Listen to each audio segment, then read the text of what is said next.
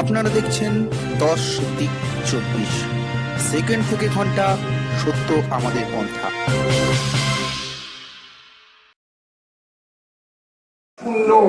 এখান থেকে শূন্য বসানো শুরু করলে হাইওয়েতে গিয়ে শেষ হবে। এত টাকা দিল্লির সরকার আদায় করলো, আর দেশের সবচাইতে বড় লোকরা দেশের ব্যাংক থেকে মেরে দিল 1,12,000 কোটি টাকা। কেউ ধরা পড়ল না। মাঝরাত্রিরে বালাকোটে বোমা ফেলে অমিত শাহ লাশ গুলে বলে দিলেন 250 জন জঙ্গি মেরেছি। মাঝরাত্রিরের অন্ধকারে বিজেপির সভাপতি লাশ গুনতে পারেন, আর দিনের আলোয় আমাকে আপনাকে এমনকি প্রধানমন্ত্রীর মাকে ব্যাংকের লাইনে দাঁড় করিয়ে যে 500,000 টাকার নোট ব্যাংকে জমা পড়লো, তার ভিতর কত টাকা কালাধন আজ পর্যন্ত গুনে উঠতে পারলেন না। আজ পর্যন্ত আমরা জানি না। প্রধানমন্ত্রী বলেছিলেন বছরে 2 কোটি কাজ দেবেন, আর এই বাজেট অধিবেশনে বিধানসভায় আমি আর অশোকদা বলেছিলাম বাজেটের উপরে। রাজ্যের অর্থমন্ত্রী অমিত মিত্র বললেন আমাদের সরকার 1 কোটি কাজ দিয়েছে। আমাদের রাজ্যে 77,411টা বুথ আছে। আপনারা সবাই কোনো না কোনো বুথের ভোটার। 1 কোটি কাজ হলে 77,411টা বুথের মধ্যেই তো হবে, আকাশেও হবে না, পাতালেও হবে না। তাহলে 1 কোটিকে 77,411 দিয়ে ভাগ করলে কি হয়? 129। তার মানে এক একটা বুথে 129 জন কাজ পেয়েছে মমতা ব্যানার্জির আমলে। আর মোদী বলল 2 কোটি কাজ দিয়েছে, সেটাকে বুথে ভাগ করলে এক একটা বুথে 100 জন করে কাজ পেয়েছে। মানে দিল্লির দাদা দিয়েছে 100, রাজ্যের দিদি দিয়েছে 129, প্রত্যেকটা বুথে 229 জন কাজ পেয়েছে। কেউ কাজ পায়নি। কৃষক ফসলের দাম পায়নি। 203 জন কৃষক এই রাজ্যে আত্মহত্যা করেছে। কোন বেকার যুবক যুবতী কাজ পায়নি। যারা কাজ পেয়েছে তাদের তৃণমূলের নেতাদের 5 লাখ, 10 লাখ, 20 লাখ, 40 লাখ টাকা দিতে হয়েছে। পিসি কন্যাশ্রী দিচ্ছে, আর ভাইপোর বাহিনী কন্যাশ্রীর শাড়ি খুলে দিচ্ছে। এইটা হচ্ছে তৃণমূল। এই তৃণমূলকে ভোট দেওয়া মানে আমাদের মা বোনেদের জীবনের উপরে সবচাইতে বড় অসম্মান নামিয়ে আনা। প্রতিদিন বাড়ছে জিনিসের, আর ওরা হিন্দু মুসলমান করছে, রাম মন্দির করছে। আমরা সবাই ফুটবল খেলা ভালোবাসি। ফুটবল খেলায় আমাদের দেশ ভারতবর্ষ পৃথিবীতে মাত্র একবার এশিয়ার মধ্যে প্রথম হয়েছিল। জাকার্তা এশিয়ান গেমসে সোনা জিতেছিলাম আমরা, গোল্ড পেয়েছিলাম মাত্র একবার 1962 সালে। আমাদের সেই ফুটবল টিমের গোলকিপার ছিল ক্রিশ্চানের ছেলে পিটার থঙ্গরাজ। রাইট ব্যাক ছিল দক্ষিণ ভারতীয় দলিতের ছেলে চন্দ্রশেখর। স্টপার ছিল হিন্দু কায়স্থের ছেলে অরুণ ঘোষ। লেফট ব্যাক ছিল শিখের ছেলে তিলক সিং। তখন ফুটবল 3-2-5 খেলা হতো। রাইট হাফ ছিল হিন্দুর ছেলে প্রশান্ত সিনহা, লেফট হাফ ছিল ক্রিশ্চানের ছেলে ফ্র্যাঙ্কো, রাইট আউট ছিল হিন্দু ব্রাহ্মণের ছেলে এখনো জীবিত পিকে ব্যানার্জি। টিমের ক্যাপ্টেন আর রাইট ইনসাইড ফরওয়ার্ড ছিল আর এক হিন্দু ব্রাহ্মণের ছেলে চুনি গোস্বামী। সারা জীবন স্টপারে খেলেছে। এশিয়ান গেমসের 62 ফাইনালে সেন্টার ফরওয়ার্ড খেলেছিল, একটা গোলও দিয়েছিল।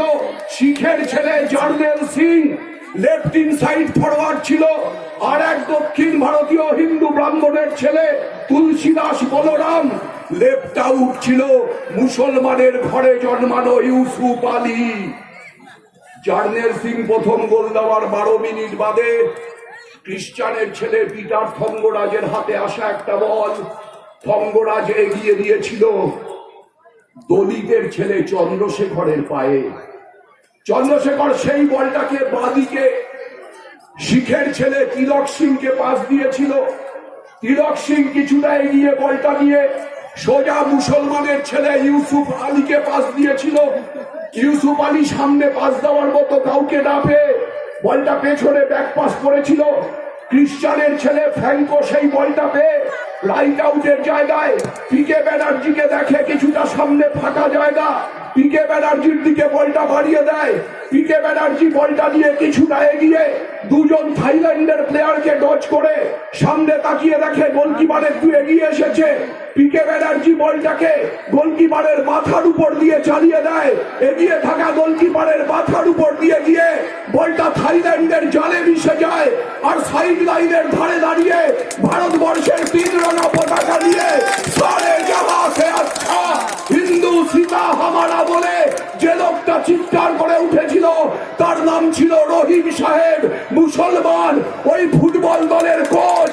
এইটা আমার ভারতবর্ষ, এই ভারতবর্ষ হিন্দুর, এই ভারতবর্ষ মুসলমানের, এই ভারতবর্ষ শিখের, এই ভারতবর্ষ খ্রিস্টানের, এই ভারত মশাইদেরকে আকিব নানান রকম প্রশ্ন করে যাতে মাস্টার মশাইরা বিব্রত হয়ে যান।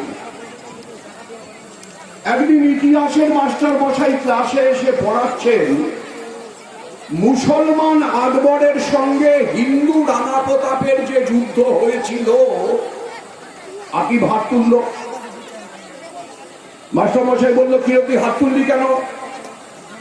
বলল, স্যার মুসলমান আকবর কি যুদ্ধ করতে গেছিল?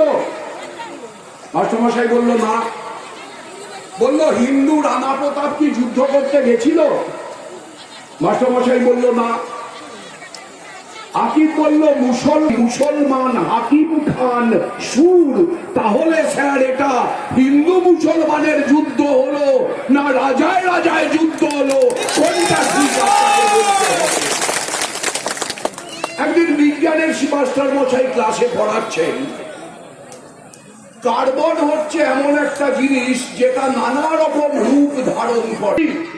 দুর্গা পূজার সময় বড়দের শাড়ি পরে একটার পর একটা পুজো প্যান্ডেল উদ্বোধন করে, আর ঈদের দিন এতখানি হিজাব টেনে রেড রোডে দাঁড়িয়ে নামাজ পড়ে। এটা যদি স্যার বহুরূপ না হয় তাহলে বহুরূপ কাকে বলে? আর দিল্লির দাদা সারা বছর রাম মন্দির রাম মন্দির রাম মন্দির রাম মন্দির, ভোটের সময় ফেজ টুপি পরে মসজিদে ঢুকে যাচ্ছে, পাকিস্তানের নওয়াজ শরীফকে জড়িয়ে ধরছে, সব ভুলে যাচ্ছে।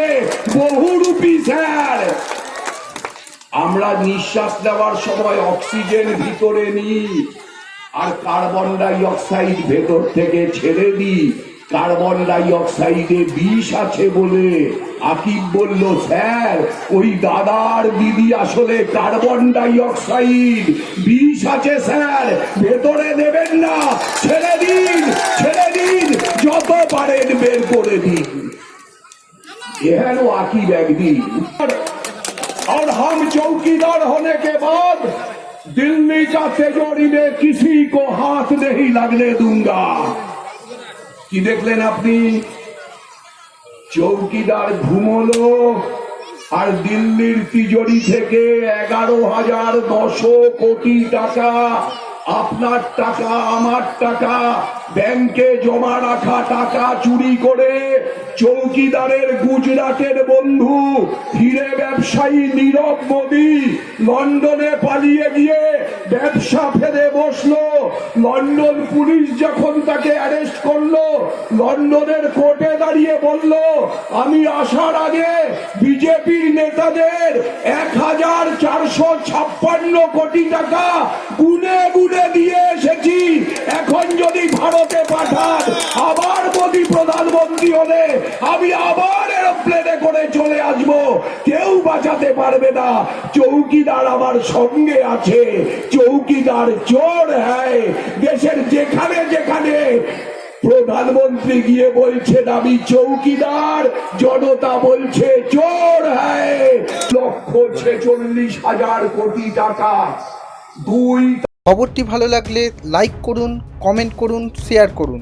এই ধরনের আরও অনেক খবর দেখতে আমাদের চ্যানেলটি সাবস্ক্রাইব করে বেল আইকনে প্রেস করে যুক্ত থাকুন।